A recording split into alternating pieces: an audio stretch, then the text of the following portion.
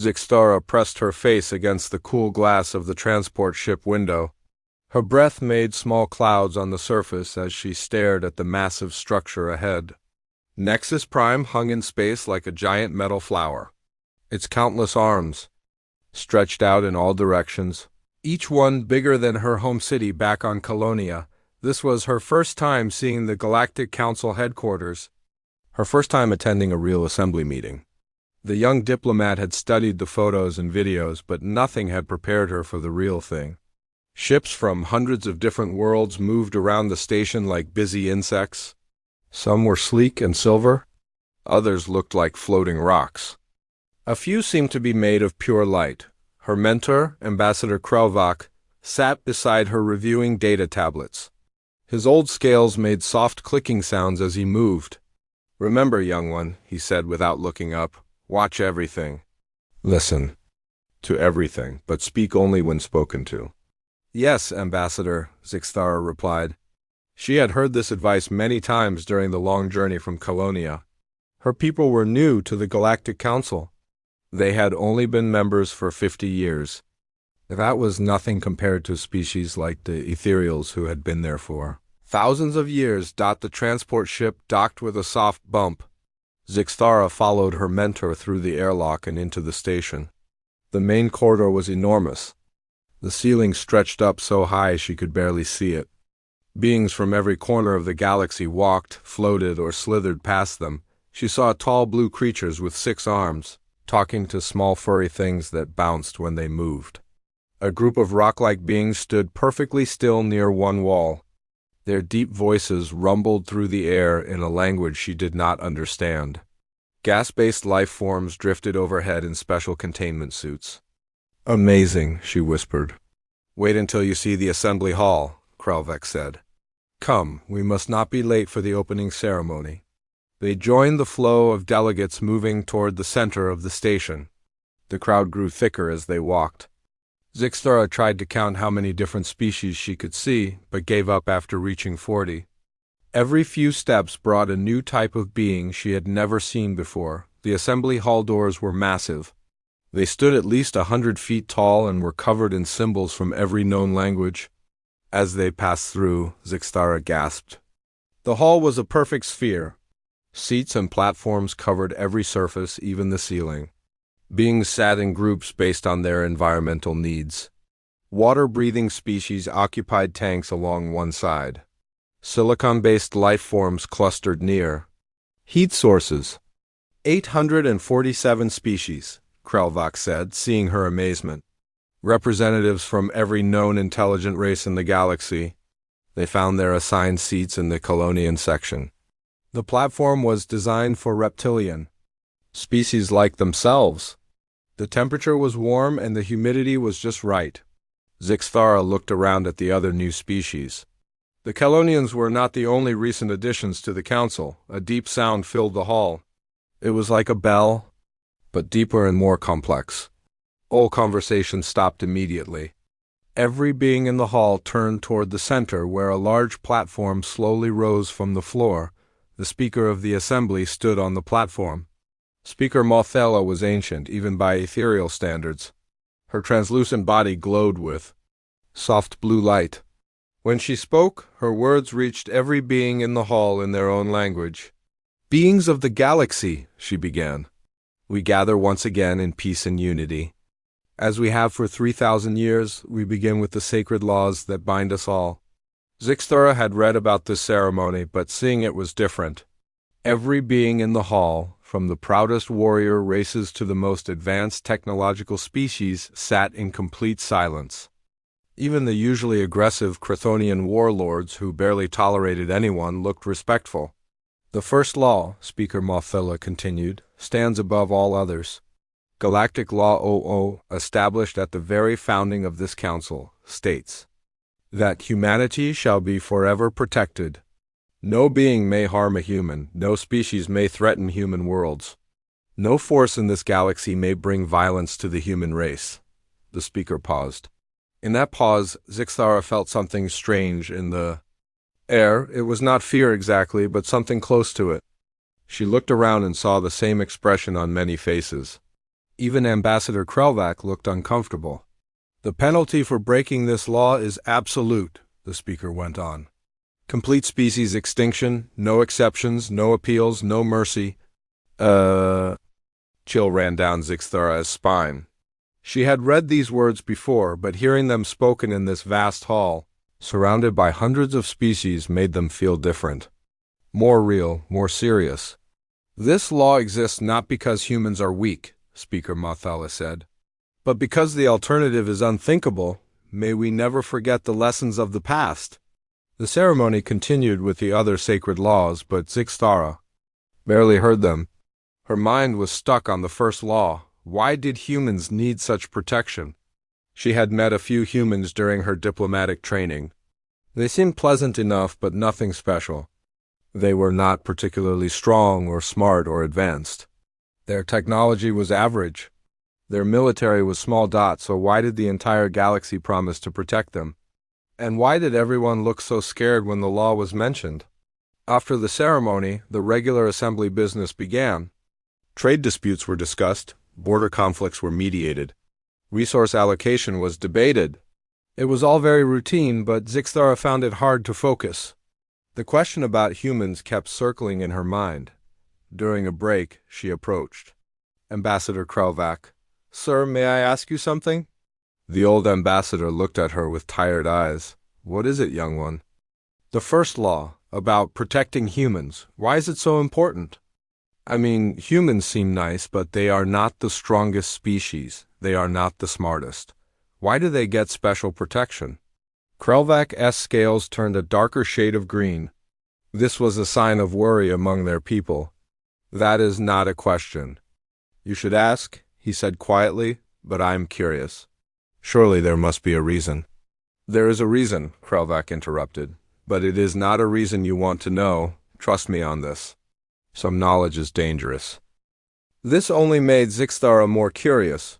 "But sir, if I am to be a good diplomat, should I not understand the laws I am meant to uphold?" Krelvac looked around to make sure no one was listening. Then he leaned close to her. "Listen carefully. I will tell you this once, and then we will never speak of it again. The first law exists because every species that has ever harmed humans has disappeared, completely, as if they never existed." "Disappeared? What do you mean?" "Gone, extinct, wiped out. Not by war or disease or accident, by something else. Something that leaves no trace behind except empty worlds and warning beacons." Zixthara felt cold despite the warm temperature of their platform. "But who what could do such a thing?" "No one knows," Krelvac said, "and no one wants to find out. That is why we have the law. That is why everyone gets scared when humans are mentioned. That is why you should not ask these questions." Before Zixthara could ask anything else, an alarm sounded throughout the hall. Not the gentle tone that marked breaks in the session, but a harsh, urgent sound that made everyone freeze. Speaker Mothella appeared on the central platform again. Her usual calm was gone. Her glowing form flickered with agitation. "Beings of the Assembly," she announced, "we have received an emergency signal from the REM territories. A human merchant vessel has been attacked. 3 humans are confirmed dead." The hall erupted in chaos. Delegates jumped to their feet, shouting in hundreds of languages. Some species immediately began activating communication devices, calling their home worlds. Others sat in stunned silence. But Zixthara noticed something else. Mixed in with the panic and confusion, she saw something that made her blood run cold. She saw fear. Real, bone-deep terror in the eyes of beings who had never been afraid of anything, and she began to understand that her question about humans was about to be answered in a way she never expected. Speaker Mothala's voice cut through the noise. "All military forces are to converge on the attack site immediately. The Vorthek pirates responsible for this violation will face justice under Galactic Law 001. The word justice seemed to hang in the air like a threat. Zixthara looked at Ambassador Krelvac and saw her own fear reflected in his eyes. Something ancient and terrible had been awakened, and the galaxy was about to remember why the first law existed in the first place. The emergency session was called immediately. As delegates scrambled to contact their governments, Zixthara sat frozen in her seat. She had wanted to understand the first law. Now she was terrified that she was about to get her wish. The last time someone had hurt humans, entire species had vanished from the galaxy. Now it was about to happen again. And this time, she would have a front row seat to witness the consequences of breaking the one rule that no one was ever supposed to break. The galaxy was about to learn, once again, why you don't hurt humans. Captain Jess Chun pulled herself through the twisted metal that used to be the corridor of her ship. Blood floated in small red drops around her head. The artificial gravity had failed when the pirates hit their main power core. Emergency lights flickered on and off, casting strange shadows on the damaged walls. "Maria, Tony," she called out. Her voice echoed in the empty space. No answer came back. The Lucky Strike had been a good ship. Not fancy, but reliable. Jess and her crew had been hauling medical supplies to the outer colonies for 3 years. They knew the routes, they knew the dangers, but they had never expected an attack this far into safe space. The Vorthek pirates had come out of nowhere. Their black ships had surrounded the Lucky Strike before Jess could even send a distress call. The attack was brutal and fast. They wanted the medical supplies, but they also seemed to enjoy the killing. Jess found Maria first. Her engineer was floating near the destroyed engine room, her eyes closed forever. A Vorthek energy blast had burned through her chest. Jess closed her own eyes for a moment, fighting back tears. Maria had a family back on New Toronto. 3 kids and a husband who would never see her again. She found Tony in the cargo bay. The young pilot had tried to fight back with a plasma cutter. The tool was still in his hands, but it had not been enough against Vorthek battle armor. His body was broken and still. That left Marcus. Jess searched the entire ship, hoping against hope that her navigator had somehow survived. She found him in the escape pod bay. He had almost made it to safety. Almost. The Vorthek had caught him just as he was climbing into the pod. They had killed him for sport, laughing as they did it. Jess floated in the silence of her dead ship and felt rage building inside her chest. These were good people. They had never hurt anyone. They delivered medicine to sick children and food to hungry families. And the Vorthek had murdered them for fun. She made her way to the emergency communication array. It was damaged, but still working. With shaking hands, she activated the distress beacon. The message was simple and automatic. Ship name, location, and crew status. She did not know that her simple distress call would change everything. The signal traveled through space at the speed of light. It reached the nearest communication relay in 12 minutes. From there, it was boosted and sent to the next relay, and then the next. Within an hour, the message had reached every major world in the galaxy, but it was not just any distress call. The ship was registered as human-owned. The crew list showed human names, and the status report included those terrible words, casualties, 3 humans confirmed dead. The message triggered systems that had been sleeping for thousands of years. Deep in the heart of Nexus Prime, ancient computers came to life. Warning lights that had never been lit began to flash. Alarms that had been silent since the galaxy was young started to sound on the water world of Aquatica. Admiral Reefsinger was reviewing patrol reports when her command center erupted in chaos. Every screen turned red. Every speaker began broadcasting the same message in her people's clicking language. Human protection protocol activated. All forces report for immediate deployment. The Admiral stared at the screens in shock. She had heard of the Human Protection Protocol in Military Academy, but it was taught as ancient history. Something from the old days that would never be used again. Now it was real, and every ship in her fleet was being called to action. On the desert world of Sanzen, General Rockbreaker felt his stone body vibrate with the emergency signal. His people were slow to move, but when they did move, nothing could stop them.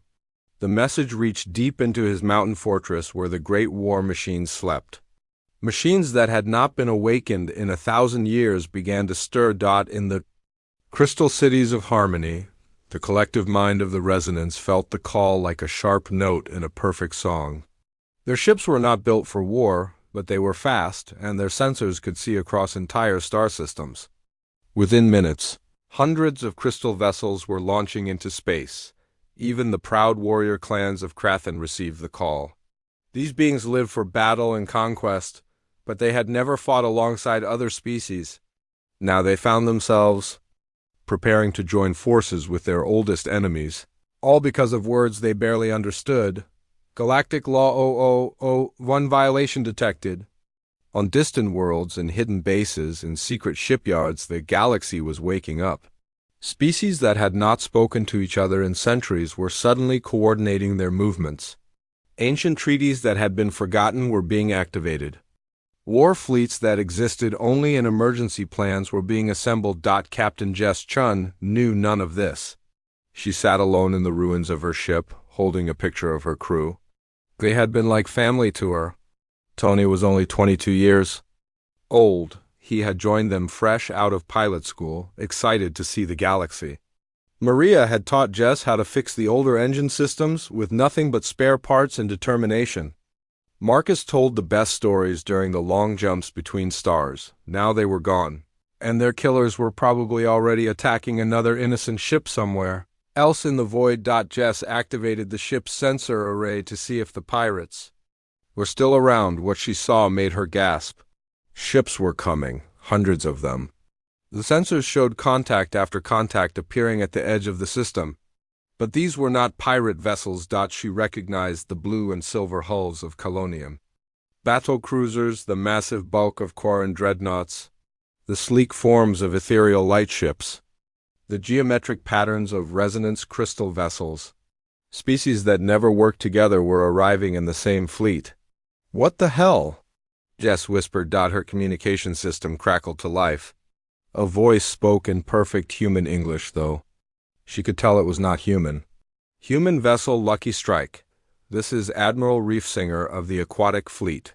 We are responding to your distress call. Are you in need of immediate medical assistance? Jess keyed her microphone with trembling fingers. This is Captain Chun. I'm the only survivor. My crew is dead. The Vorthok pirates killed them. There was a long pause. When the Admiral spoke again, her voice was different, colder. Captain Chun, please stand by for rescue. The beings responsible for this crime will be brought to justice. More ships kept arriving. Jess had never seen so many different types of vessels in one place. The fleet was enormous and growing larger by the minute. She tried to count the ships but gave up when she reached 500. They just kept coming. A small rescue shuttle approached the Lucky Strike. Through the window, Jess could see the strange forms of the aquatic crew inside their water-filled helmets. They moved with gentle efficiency as they brought her aboard their ship. The inside of the aquatic vessel was warm and humid. The crew treated Jess with surprising kindness. They gave her medical attention and clean clothes. They asked no questions about what had happened. They simply cared for her as if she was one of their own. Through the shuttle's windows, Jess watched more ships arrive. She saw Vorthok designs among them and felt her anger return. But then she noticed something strange. The Vorthok ships were not attacking. They were joining the fleet. Excuse me, she said to one of her rescuers. Why are the Vorthok helping? Their people killed my crew. The aquatic medic's tentacles waved in what Jess somehow knew was distress. Not all Vorthok are pirates, Captain Chun, the ones who attacked. You have violated the most sacred law in the galaxy. Every species, even their own people, must respond. Sacred law? The law that protects humans? It is older than any of our civilizations. Older than most of our recorded histories. Breaking it brings consequences that no one wants to face. Jess did not understand. What kind of consequences? The medic's large eyes looked away. The kind that make entire species disappear forever. Before Jess could ask what that meant, alarms sounded throughout the ship. Through the windows she could see the fleet moving into formation. It was the largest gathering of military forces in galactic history, and it was all because 3 humans had been murdered by pirates. The rescued captain felt a chill that had nothing to do with the ship's temperature. She was starting to realize that her simple distress call had triggered something much bigger than a rescue operation. The entire galaxy was mobilizing for war, and she did not understand why. In the distance, near the edge of the system, she could see a cluster of black ships. The Vorthek pirates who had killed her friends were still there, probably wondering why so many vessels were gathering. They had no idea what was coming for them. Admiral Reefsinger's voice came over the ship's communication system. "All vessels, this is Fleet Command. We have located the criminal vessels responsible for the violation of Galactic Law 001. Begin approach to target coordinates. Remember, this is not just about justice. This is about ensuring that such a crime never happens again." The massive fleet began to move as one. Hundreds of ships from dozens of species, all united by a law that Jess had never heard of. A law that apparently made her life, and the lives of all humans, worth more than entire civilizations. As they approached the pirates, Jess found herself wondering what kind of people her species must be to deserve such protection, and why everyone seemed so terrified of what would happen if that protection failed. She was about to find out that sometimes being protected was not about being weak. Sometimes it was about being so dangerous that the only safe option was to make sure you never had a reason to be angry. The black ships of the Vorthak pirates grew larger in the windows. They were outnumbered 1,000 to 1, but they did not seem to realize it yet. Soon they would understand the true cost of breaking the one rule that kept the galaxy safe, the rule that said you never, ever hurt humans. Warlord Thakmer stood on the bridge of his flagship, staring at the massive fleet surrounding his small group of pirate ships. In his long career of raiding and killing, he had never seen anything like this. Hundreds of vessels from species that were supposed to hate each other were working together like parts of one giant machine. "How many ships?" he asked his navigator, a scared-looking Vorthik with shaking claws. "Over 800, Warlord. Maybe more. They keep coming." Thakmer's blood-red eyes narrowed. He had been raiding in this sector for 20 years. He knew the patrol schedules. He knew which species controlled which systems. This was supposed to be empty space, far from any major military presence. Yet here was the largest war fleet he had ever seen. "What do they want?" he growled. His communications officer looked up from her station. "Sir, we are receiving a message from the fleet commander. They are demanding our immediate surrender." "Surrender?" Thakmer laughed, a harsh sound like grinding metal. "We are Vorthek. We do not surrender to anyone." But even as he said it, he felt doubt creeping into his mind. The Vorthak were proud warriors, but they were not stupid. This fleet could destroy them without effort. Why were so many species working together? What had changed? The communications officer spoke again. "Sir, they are also demanding we hand over all crew members who participated in the attack on the human merchant vessel." "Human?" Thakmer's confusion grew. "What is special about humans? We kill many species. Why do they care about humans?" Before anyone could answer, every screen on the bridge lit up with the same message. It appeared in Vorthak script, glowing red letters that made everyone on the bridge step back. "Violation of Galactic Law 001 confirmed. Surrender all personnel involved in human casualties. Non-compliance will result in total species extinction." The bridge fell silent. Total species extinction. Not just the death of Thakmer's crew, but the complete destruction of every Vorthik in the galaxy. Billions of lives ended because of one small raid. "That cannot be real," whispered the navigator. "They cannot mean the entire species." Thakmer felt fear for the first time in decades. He had heard old stories about species that had vanished from the galaxy. Entire civilizations that had simply stopped existing with only empty worlds left behind. He had always thought they were myths. Now he wondered if they were warnings. Meanwhile, Zixtara watched from the Colonian command ship as the massive fleet took position around the Vorthik pirates. She had been given permission to observe the operation as part of her diplomatic education. What she was seeing would stay with her for the rest of her life. Why so many ships? She asked Admiral Krelvax, the fleet commander. There are only 12 pirate vessels. We could destroy them with a single dreadnought. The admiral's scales were dark green with worry. This is not about the pirates, young diplomat. This is about the law. When Galactic Law 001 is broken, the entire galaxy must respond. Not just to punish the criminals, but to send a message that can be heard across all of space and time. What message? That some lines must never be crossed. That some prices are too high to pay? That the protection of humans is absolute and non-negotiable.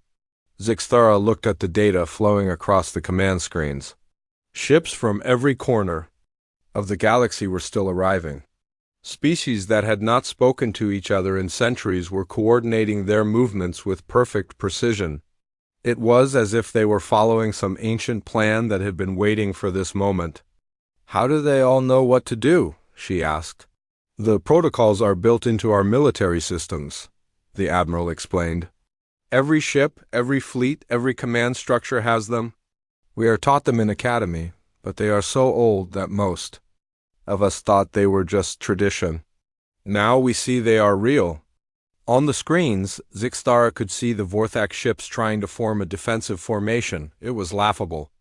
12 small ships against hundreds of the galaxy's most powerful warships. But something bothered her about what she was seeing. Admiral, look at the fleet composition. We have ships from species that are supposed to be at war with each other. The Chthonians and the Zephyrians have been fighting for 300 years. How are they working together? Admiral Krelvax was quiet for a long moment. The human protection protocols override all other considerations, all treaties, all conflicts, all politics. When the protocols are activated, every species becomes part of the same military force. We are no longer Colonians or Chthonians or Zephyrians. We are all guardians of the first law. But why? What makes humans so special? The admiral's expression grew dark. I do not know, young one. And I am not. Sure, I want to know. Back on the Vorthak flagship, Warlord Thakemore was trying to contact his home world. The communication was filled with static, but he could hear the voice of High Command on the other end. Warlord Thakemore, you must surrender immediately, the voice said. The entire Galactic Council is mobilizing against us. Our own people are demanding we hand you over.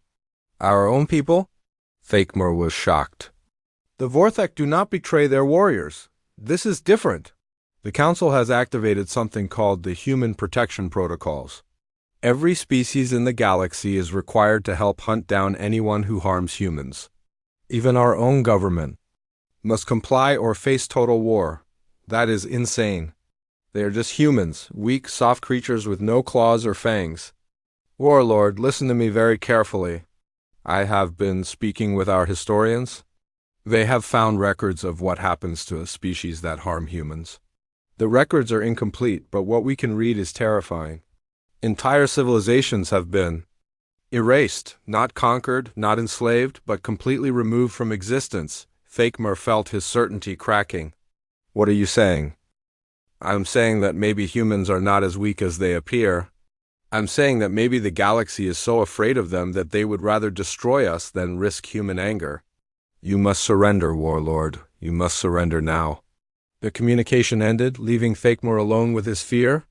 He looked around the bridge at his crew. These were hardened pirates who had faced death many times. Now they all looked terrified. Sir, his communications officer said quietly, the fleet is hailing us again. Put them through. A new voice came over the speakers. This one was human. Captain Jess Chen spoke with a calm that somehow made her words more frightening than any threat. Vorthak vessels, this is Captain Chun of the merchant ship Lucky Strike. You killed my crew. Maria, Santos, Tony Williams, and Marcus Rodriguez. They were good people who never hurt anyone. They had families waiting for them at home. Thakemore found his voice. Human, you speak to Warlord Thakemore of the Vorthak 4th Rating Fleet. We are warriors. We take what we want and kill who we please. Your people died because they were weak. The silence that followed lasted so long that Thakemore wondered if the communication had been cut. When Captain Chun spoke again, her voice was different, colder. I see. You killed them because you could, because it was fun. Because they could not stop you. Yes, Thakmer said, feeling some of his old pride return, the strong take from the weak. That is the way of the universe. No, Captain Chun replied, that is not the way of the universe. That is just the way of things when the strong are sleeping. But you have made a mistake, Warlord. You woke us up. Before Thakmer could ask what she meant, every ship in the massive fleet opened. Fire at once. Zixthara watched in shock as hundreds of energy beams, missiles, and projectiles streaked toward the Vorthak ships. It was not a battle, it was an execution. The pirate vessels were destroyed so quickly that they barely had time to scream. But that was not the end. As the debris of the pirate ships drifted in space, more ships began arriving. These were not warships, they were transport vessels filled with troops. Specialized ships designed for planetary assault. Deep space construction vessels carrying massive weapons. What are they doing? Zixthara asked. Admiral Krolvax was reading reports. From across the galaxy, his face was pale. They are not just destroying the pirates. They are going after the entire Vorthak species. Every world, every colony, every outpost. But that's genocide. No, the Admiral said quietly. That is Galactic Law 001. Complete species extinction for harming humans, no exceptions. On screens. Throughout the command ship, Zixthara could see the operation unfolding across Vorthak space. Fleets were arriving at every Vorthak world simultaneously. Some planets were evacuating civilian populations to prison ships. Others were being bombarded from orbit. The most heavily defended worlds were under full military assault. This is wrong, Zixthara said. Not all Vorthak are pirates. There are civilians down there. Children. The law makes no distinctions, Admiral Krolvax replied. When a species harms humans, the entire species pays the price? But why? What could possibly justify this? The Admiral was quiet for a long time. Finally, he spoke in a voice so low that Zixthara had to strain to hear him. Because the alternative is worse. Because the last time someone harmed humans, the humans themselves did this to their enemies. And they did not stop with one species. They hunted down everyone who had ever opposed them. Billions died before the galaxy learned to protect humans. From themselves? Zixthara felt the blood drain from her face. You mean humans did this before? They destroyed entire species? According to the oldest records, yes. The human protection protocols were not created to protect humans from us. They were created to protect us from humans. To make sure humans never again have a reason to be angry. As if to prove his point, Captain Chion's voice came over the fleet communications one more time. This is for Maria, Tony, and Marcus. And for everyone else who will never have to face Vorthak pirates again. Around them, the systematic destruction of an entire civilization continued. And Zixthara began to understand that the galaxy's greatest fear was not that humans were weak and needed protection. The galaxy's greatest fear was that humans were strong and might remember it. Zixthara could not sleep. 3 days had passed since the destruction of the Vorthak pirate fleet, and the systematic elimination of the Vorthak species was nearly complete. Every time she closed her eyes, she saw the images from the fleets. Reports, burning worlds, empty cities. Millions of beings turned to ash because 12 pirates had killed 3 humans. She sat in her quarters aboard the Colonian command ship, surrounded by data tablets and archive files. The more she learned about Galactic Law 001, the more questions she had. The law was older than any civilization she knew about. It existed before the Galactic Council, before most species had even left their homeworlds. Yet somehow, every race in the galaxy knew about it and followed it without question. Her door chimed softly. Enter, she called Ambassador Krelvac. Walked in, looking older than she had ever seen him. The past few days had aged him terribly. His usually bright scales were dull and gray. You have been researching, he said, looking at the mess of files around her. Yes, sir, I am trying to understand what we have done. What we are still doing. And what have you learned? Zixthara picked up one of the tablets. The Vorthak are not the first. Ambassador. I have found references to dozens of species that no longer exist: the Krillian Empire, the Deshtar Collective, the Morning Worlds. All of them are gone, and all of them violated something called the Human Protection Directive. Krelvac sat down heavily in the chair across from her. Those are old names, very old, but that is just it, sir. They are not that old. The Krillian Empire fell only 800 years ago. The Deshtar Collective disappeared 600 years ago. These extinctions have been happening regularly throughout history. What are you saying? Zixthara stood up and began pacing. I am saying that this is not the first time Galactic Law 001 has been enforced. Species have been disappearing for thousands of years, always for the same reason. Always because they harmed humans. That is impossible.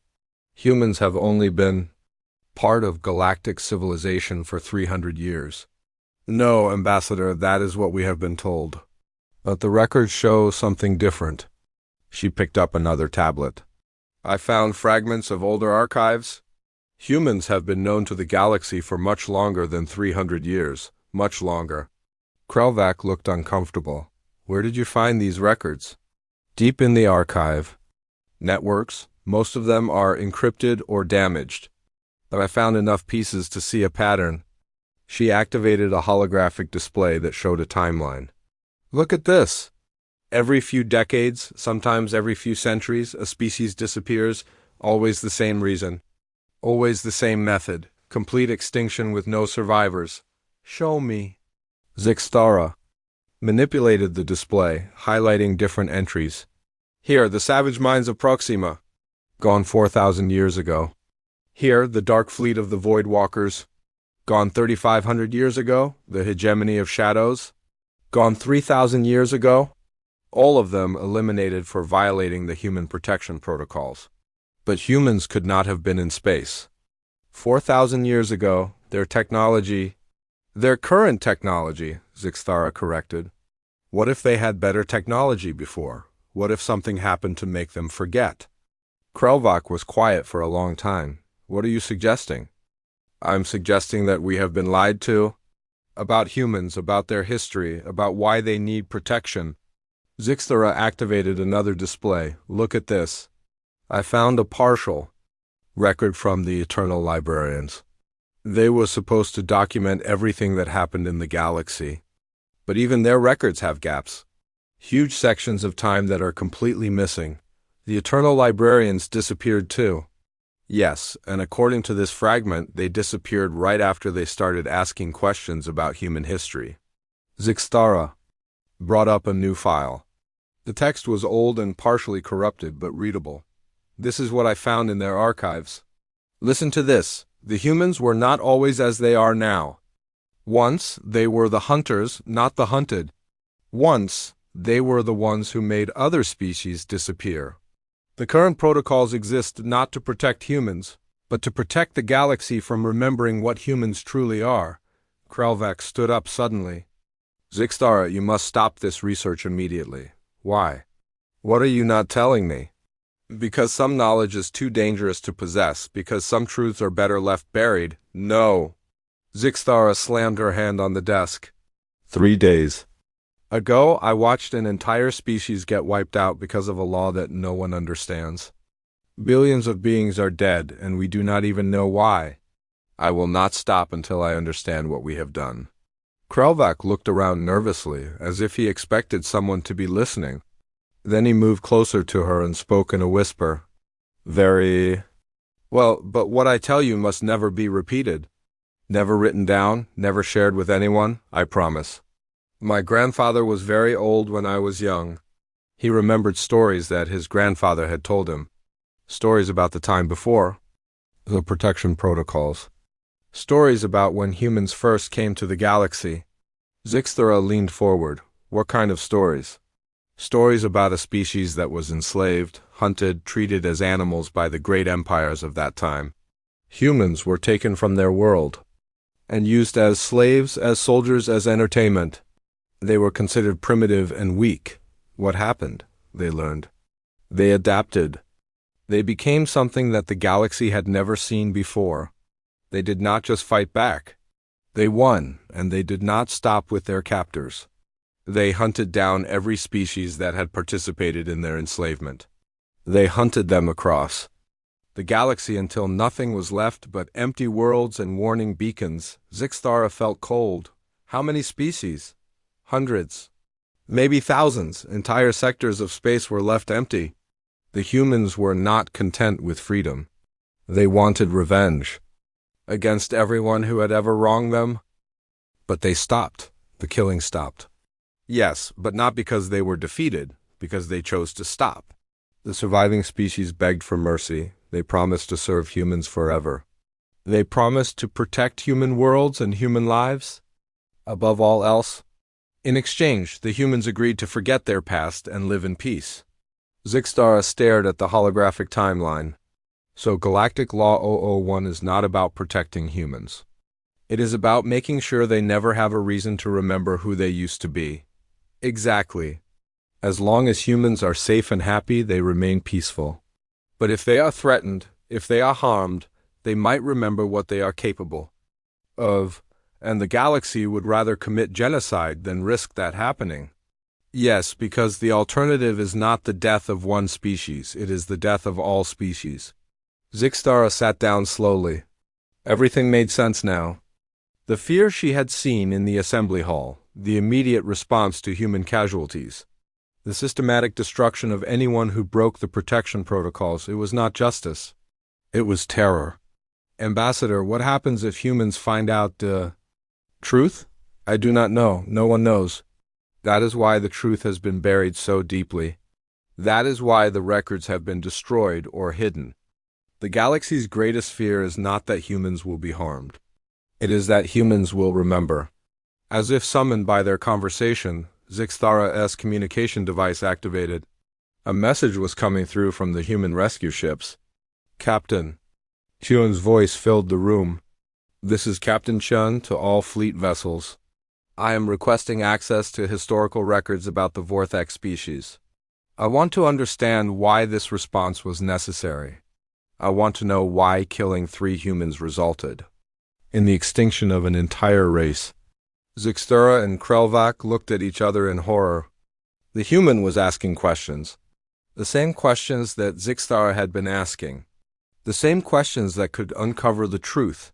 This is Admiral Reefsinger, came the reply. Captain Chun, such information is classified under galactic security. Protocols, I cannot provide those records. Then I will find them myself, Captain Chun replied. My crew is dead and billions of beings have been killed in their name. I have a right to know why. The communication ended, leaving the room in silence. She is going to keep looking, Zixthara said quietly. Yes, and if she finds the truth ... The galaxy will learn what happens when humans get angry. Krelvac moved toward the door. Zixthara, destroy all of your research, delete every file, forget everything you have learned. Why?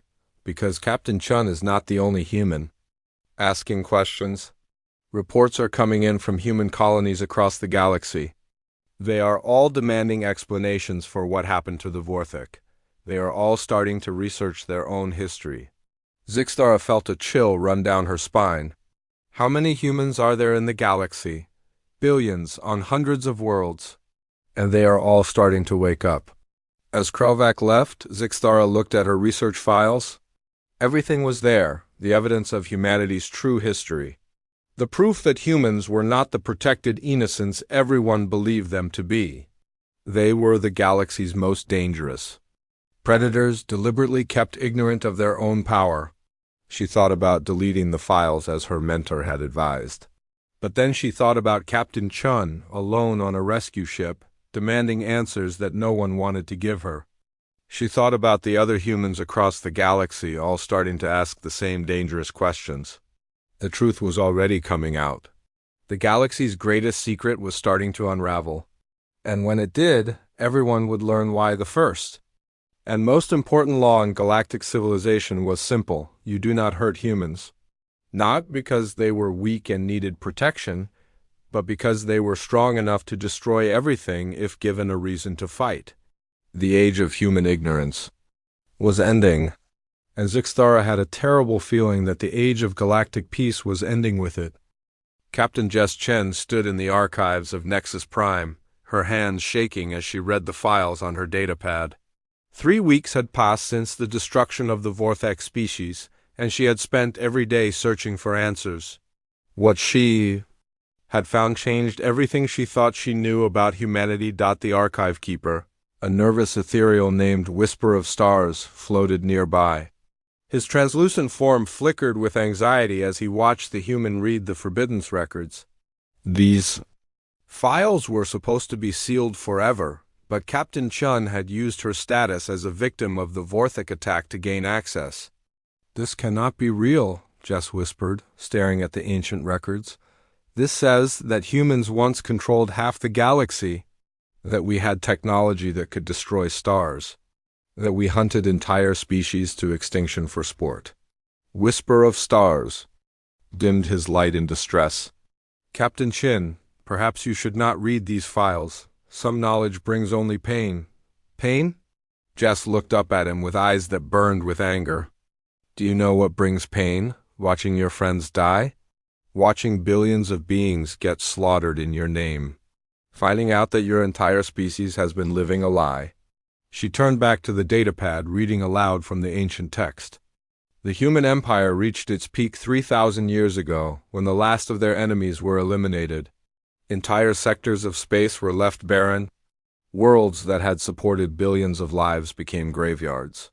The humans showed no mercy to those who had enslaved them, and even less mercy to those who had simply stood by and watched." "Captain, please.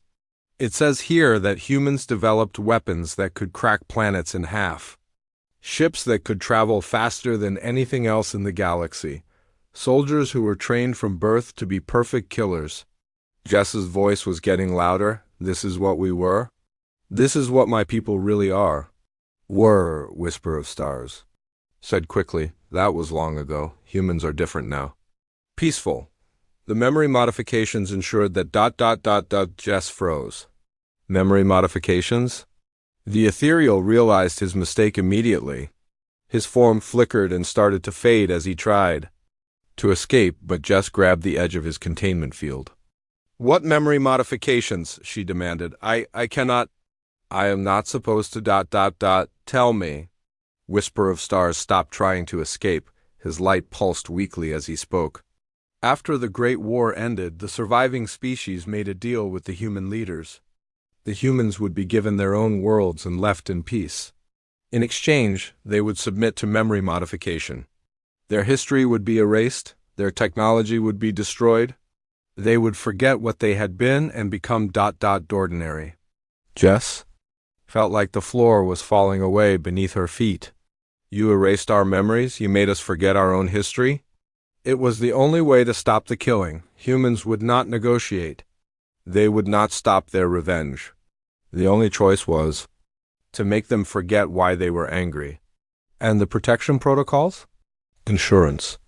If humans ever remembered, if they ever had reason to be angry again, every species in the galaxy would unite to protect them, to keep them happy, to make sure they never had cause to become what they once were." Jess staggered backward, her mind reeling. Everything made sense now. Why the galaxy was so terrified of human casualties. Why entire species would be wiped out for harming a few humans. It was not protection. It was appeasement. The galaxy was desperately trying to keep humanity calm and ignorant. "How many humans know?" she asked. "None. The memory modifications were complete. Human history was rewritten. Your technology was replaced with simpler versions. Your colonies were given false founding stories. Every record of what you truly were was hidden or destroyed."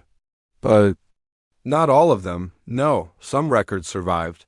Hidden in the deepest archives. Kept secret by those who remembered the old times. We kept them as warnings. Reminders of what could happen if we failed to keep humans peaceful." Jess walked to the window and stared out at the vast space station. Thousands of ships from hundreds of species moved around Nexus Prime like busy insects, all of them living with the constant fear that the sleeping giants might wake up. "The other humans," she said quietly, Are they learning the truth too? Whisper of Stars dimmed further. Yes, the Vorthik incident has caused too much attention. Too many questions. The memory blocks are starting to break down. Reports are coming in from human colonies across the galaxy. Your people are remembering. As if to confirm his words, Jess's communication device activated. A message was coming in from New Terra, one of the largest human colonies. This is Governor Martinez of New Terra calling all human settlements. We have discovered ancient technology buried beneath our capital city, technology that does not match our supposed history. We are demanding answers from the Galactic Council immediately. Another message followed from the Proxima colonies. This is Admiral Sarah Kim of the Human Colonial Fleet. Our archaeologists have found weapons caches on 12 different worlds. Weapons far more advanced than anything we supposedly ever built. The evidence suggests we have been lied to about our origins. More messages poured in. Human settlements across the galaxy were making the same discoveries, hidden bunkers, buried starships. Ancient records that told a different story than the official history. Jess turned back to Whisper of Stars. How long do we have before humans remember everything? I do not know. The memory modifications were designed to last forever, but they were never tested against this kind of systematic investigation. If enough humans learn the truth, if they share their discoveries, the blocks will collapse completely. Yes, and when that happens, Galaxy gets to meet the real human race. Whisper of Stars flickered one final time before disappearing entirely, leaving Jess alone in the archives. She looked down at her communication device as more messages arrived. Human fleets were being recalled from their peaceful missions. Human colonies were demanding explanations. Human scientists were reverse engineering the ancient technology they were finding. The careful lie that had kept the galaxy safe for 3,000 years was falling apart. Jess thought about her dead crew members. Maria, Tony, and Marcus had been good people. They had lived their entire lives believing that humans were just another species. Just ordinary beings trying to make their way in a vast galaxy. They had died as innocents, but they had been so much more than that. They had been descendants of the galaxy's apex predators. Warriors who had once made entire civilizations tremble in fear. Beings who had rewritten the laws of physics to build better weapons. And now the truth was coming out. Jess activated her own communication device and sent a message to every human settlement in the galaxy. This is Captain Jess Chun. I am sending you files from the Nexus Prime archives. Read them carefully. Learn what we really are. Learn what they tried to hide from us. She attached the ancient records and hit send. The message would take hours to reach the farthest human colonies, but when it did, the last of the memory blocks would shatter. Already, she could feel something changing inside her own mind. Memories that were not quite memories. Knowledge that felt both alien and familiar. The genetic programming that the memory modifications had suppressed was starting to reassert itself. She remembered her grandfather's stories about the old days. Stories that had seemed like fairy tales when she was young. Stories about humans who could think faster than computers and fight better than machines. Stories about a time when humans ruled the stars. Those had not been stories. They had been memories. Across the galaxy, other humans were experiencing the same awakening. On New Terra, Governor Martinez stood in the ruins of an ancient human fortress, watching as holographic displays came online after thousands of years of sleep. The displays showed star maps of human territories that had once stretched across entire galactic arms on Proxima 7. Admiral Kim walked through a buried shipyard where thousands of human warships lay waiting. Ships that made current galactic dreadnoughts look like toys. Ships designed by minds that understood warfare in ways that modern humans had forgotten. On colony after colony, world after world, humanity was waking up. And as they woke up, they remembered what had been done to them. Not just the original enslavement, but the theft of their memories. The deliberate crippling of their species. The transformation of apex predators into harmless merchants and farmers the galaxy had made. A terrible mistake. They had thought that making humans forget would make them safe. But they had forgotten something important about human nature. Humans did not like being lied to. They did not like being controlled. And they especially did not like having their memories stolen. Jess Chun stood in the archives of Nexus Prime and felt the awakening spreading through her species like wildfire. Soon, every human in the galaxy would know the truth, would remember what they had been, would understand what had been taken from them. The galaxy had spent 3,000 years living in fear of what would happen if humans remembered their true nature. Now they were about to find out if that fear was justified. In the distance, Jess could see human ships beginning to move with new purpose. No longer the slow, predictable movements of merchants and explorers. These were the quick, decisive movements of predators who had caught the scent of prey. The age of human ignorance was over. The age of human anger was about to begin, and this time there would be no memory modifications to stop them. No lies to keep them calm. No protection protocols to shield the galaxy from human wrath. This time the galaxy would learn the true meaning of the rule they had lived by for so long: you do not hurt humans. Not because they were weak and needed protection, but because they were the most dangerous species the universe had ever produced. The hunters were awake, and they remembered everything. The galaxy had spent 3,000 years preparing for this moment, building fleets and protocols to contain human anger. But they had made one critical error. They had assumed that when humans remembered what they were, they would still be the same primitive beings they had once enslaved. They had not considered that 3,000 years of forced evolution, even under memory blocks, might have made humans even more dangerous than before. The real war was about to begin. And this time, humanity would not stop until every species that had participated in their enslavement and deception had paid the price. The rule was simple: you do not hurt humans. The galaxy was about to learn what happened when that rule was broken, not once, but for 3,000 years.